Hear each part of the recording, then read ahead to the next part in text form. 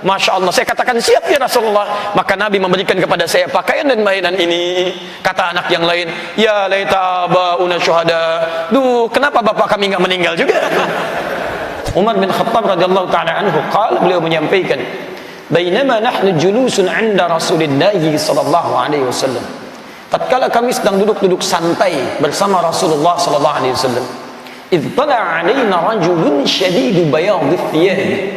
Tiba-tiba nampaklah di hadapan kami seorang lelaki yang mengenakan pakaian putih bersih, syadidus sawadi sya'ri, rambutnya hitam tersisir rapi, penampilannya sudah bagus. La yura alaihi atharus safari. Satu, ini pelajaran pentingnya, tidak nampak pada tubuhnya itu bekas-bekas keringat lelah mampir sana sini. Saya teruskan dulu. Wala ya'rifu minna ahadun, dan tidak ada satupun di antara kami yang kenal siapa orang ini. Fajalasa ila Nabi sallallahu alaihi wasallam. Lantas ia mengambil posisi duduk terdepan di hadapan Nabi sallallahu alaihi wasallam.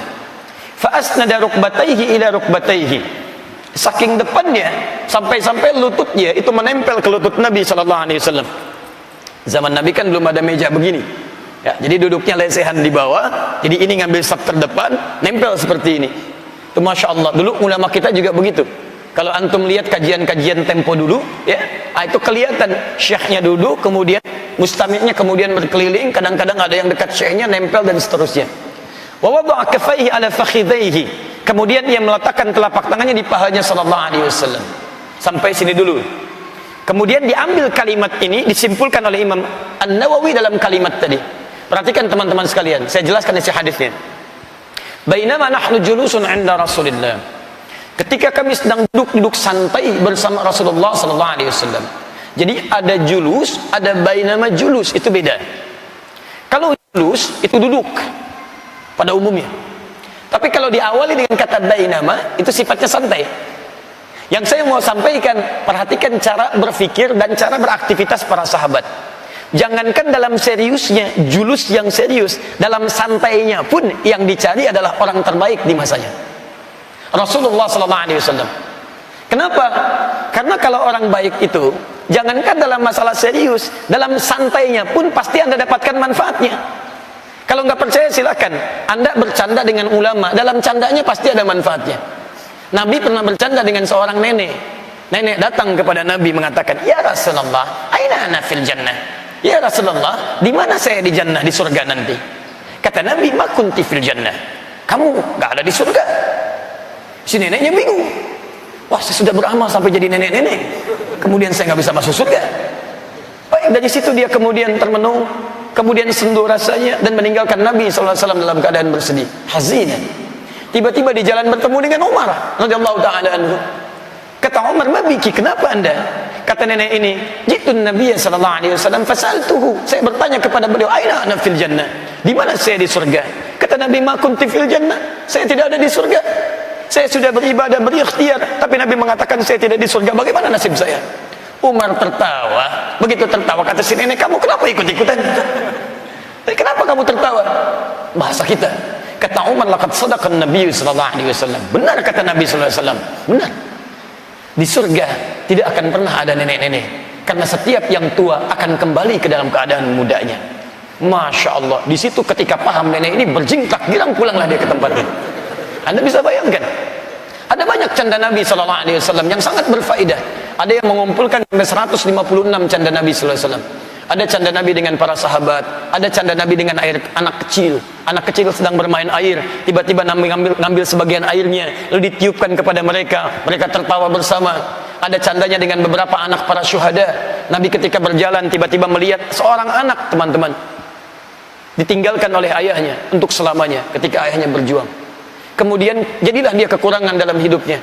Dia malu bermain dengan teman-teman yang lainnya.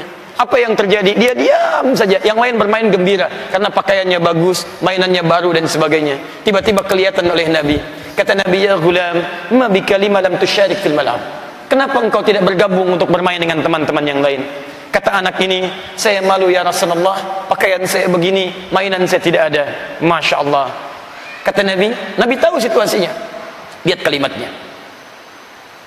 atarda an takuna Muhammadun aban laka wa Fatimatu Zahra ukhtan laka wal Hasan al Husain akhan laka. Apakah engkau rela mulai saat ini Muhammad sallallahu alaihi wasallam akan jadi bapak yang merawatmu, Fatimah akan jadi saudarimu, dan Al Hasan wal Husain akan jadi saudaramu? Maka anak ini langsung gembira pada saat itu mengatakan, bala ya Rasulullah, ya Rasulullah, saya bahagia. Maka ketika dia mengatakan siap ya Rasulullah, Nabi kemudian memberikan pakaian terbaiknya, mainan terbaiknya, bergabunglah dengan anak-anak itu dan bermain, kata Nabi. Ketika anak itu datang kemudian ke perkumpulan teman-temannya, ini kisah nyata, belajarlah teman-teman dari kisah-kisah orang terdahulu, banyak menginspirasi kehidupan kita.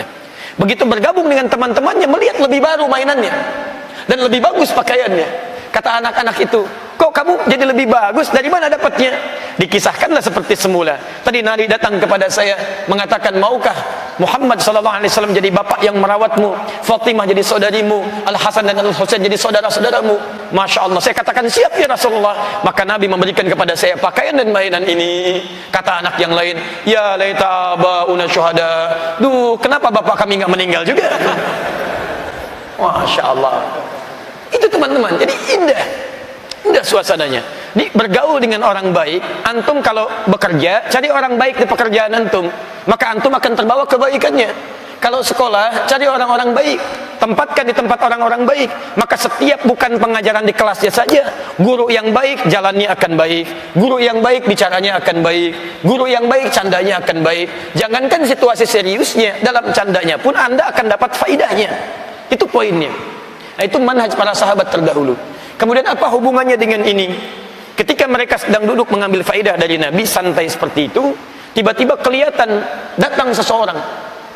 Tidak diketahui dari mana datang, tiba-tiba sudah ada saja. Kata para sahabat, la ya'rifu minna ahadun. Tidak satupun dari kami kenal siapa dia. Ini maksudnya di majlis ta'lim itu Anda bisa melihat situasi-situasi yang menghadirkan kualitas. Kalau misal, mohon maaf, tidak harus Anda datang ke tempat yang selalu Anda kenal. Misal Anda tinggal di Bekasi, datang ke majlis ilmu di Al-Azhar, bagus, alhamdulillah. Tapi satu saat misalnya Anda dengar, oh ada taklim bagus misalnya di Jakarta, atau bahkan misalnya mohon maaf agak sedikit menjauh, ada yang di Bandung, ada ke Palembang, ada di Riau, ada di macam-macam, dan sempat Anda datang ke situ dan bisa menepikan kegiatan lain, boleh, silakan. Jadi untuk hadir ke majlis ilmu tidak harus Anda batasi orang-orang yang Anda kenal saja, atau tempat-tempat yang Anda kenal saja. Silahkan telusuri sedapat-dapatnya sepanjang itu memberikan manfaat bagi Anda. Imam Al-Bukhari dari Bukhara jalan sampai ke Mekah, jalan sampai ke Madinah, jalan sampai ke Irak, jalan sampai ke tempat yang lainnya. Imam Asy-Syafi'i juga demikian, lahirnya di Gaza, tempat yang sekarang diblokade, tapi sempat menuntut ilmu beliau di Mekah. Dengar Imam Malik kemudian di Madinah, datang ke Madinah. Sempat terakhir kemudian beliau dari Irak pergi kemudian ke Mesir, sampai wafat kemudian di sana. Sampai sekarang masih ada Masjid Al-Imam Asy-Syafi'i. Demikian para ulama kita. Di Anda pun jangan cukupkan pada seorang Adi Hidayat. Banyak kekurangan-kekurangan melekat pada seorang Adi Hidayat. Cari pada guru yang lainnya. Belajar misalnya di Bekasi sini ada Al-Azhar, di sini ada Al-Ihsan, sini ada As-Salam, ke sebelah sana ada Al-Ihsan lagi, ke sebelah sana ada tempat lain lagi. Silakan. Di Jakarta ada tempat yang baik, di Sukabumi misalnya, di Bandung misalnya, Palembang misalnya, tidak ada masalah. Yang penting bagaimana frame kemuliaannya bisa memberikan manfaat untuk kita, itu poinnya. Sepanjang nilainya ada nilai Quran yang baik, ada nilai sunnah yang baik, silakan, jangan batasi di satu guru, karena belum tentu satu guru itu bisa memberikan segalanya untuk Anda. Paham ya? Dan tidak tepat kalau saya mengatakan pada Anda, misal saya katakan, hei, belajar dengan saya saja ya. Kalau belajar dengan guru lain, nanti bisa aneh penyimpangannya. Kalau belajar dengan guru lain, nanti bisa berubah keyakinan kita. Tidak tepat. Ukurannya sunnah, ukurannya Quran, ukurannya ketentuan yang diterangkan oleh para ulama. Jika semua terpenuhi, maka ambil faidahnya. Justru kalau Anda terfokus ke satu guru saja, satu, wawasan Anda tidak akan meluas. Yang kedua, kalau guru itu salah, tidak akan ada peluang untuk meluruskannya. Paham ya? Baik, kembalikan ke sini. Lalu orang ini tiba-tiba datang terlihat, perhatikan baik-baik. Kata Imam An-Nawawi, datanglah Anda dengan persiapan-persiapan maksimal untuk fokus dan menepikan segala sebab-sebab yang membuat kita tidak maksimal dalam belajar. Apa diantaranya? Hadis tadi mengatakan orang ini datang dengan penampilan yang siap untuk belajar. Bajunya bagus, baju untuk belajar. Dia Anda bayangkan ya, dulu dari faidah hadis ini, para ulama kita sejak jadi penuntut ilmu itu sudah punya baju-baju khusus bahkan untuk belajar. Anda bisa bayangkan. Antum kenal Imam Malik? Oh iya kenal. Imam Malik, Imam Asy-Syafi'i, Imam Abu Hanifah, Imam Ahmad bin Hanbal. Teman-teman, Imam Malik itu jangankan dalam setiap thalabul ilminya, bahkan jadi kebiasaan saat akan mengajarnya. Setiap akan mengajar sudah punya pakaian khusus untuk mengajar. Kok seperti mewah, bagus gitu. Padahal kesehariannya biasa. Jadi, tapi begitu akan mengajar itu punya pakaian khusus. Ditanya sama muridnya, "Ya Syekh, kenapa Anda selalu tampil luar biasa saat mengajar dengan pakaian-pakaian yang indah?" Kata Imam Malik, "Saya saat mengajar hadis, saya mengenakan pakaian-pakaian terbaik untuk menghormati hadis-hadis Nabi sallallahu alaihi wasallam." Anda bisa bayangkan kecintaannya kepada Nabi sallallahu alaihi wasallam menjadikan hadis Nabi sebagai perhatian yang paling utama. Saya ingin mendapatkan perkataan teman saya saja, saya menghadap pimpinan saya saja mengenakan pakaian terbaik. Kenapa ketika saya akan menyampaikan hadis-hadis Nabi yang sangat mulia, kenapa pakaian saya biasa-biasa?